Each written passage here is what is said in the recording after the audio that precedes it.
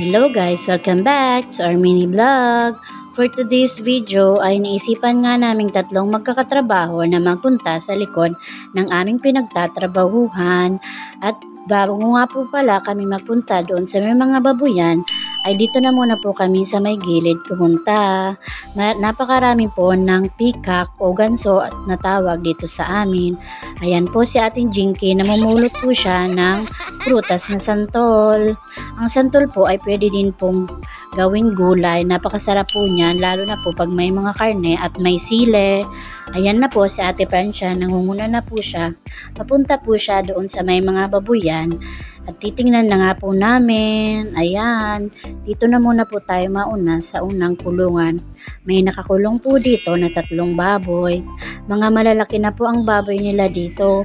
Almost 3 months na po sila. Ayan no, may 3 pong baboy. Dito naman po tayo sa sumunod. Meron po dito ang baboy ramo. Napakaitim po nila.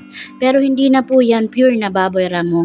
May halo na po sila na hybrid na baboy. Kaya medyo hindi na po halatang baboy ramo po yan. Ayan nga po, ang gaganda. Kasi po ang alam ko na pure na baboy ramo ay yung may mga pangil pa po. Kaya ang ganyan pong klase ay hindi na po yan pure kasi wala na po silang mga pangil. Super cute pa po nila kasi ang liliit pa po. Napaka ano rin po ng kinakain nila, nakakatipid. Ayan po, dito naman po tayo sa kabilang kulungan. Meron din po na itong 3 nakakulong. Mga 3 months na po yan sila.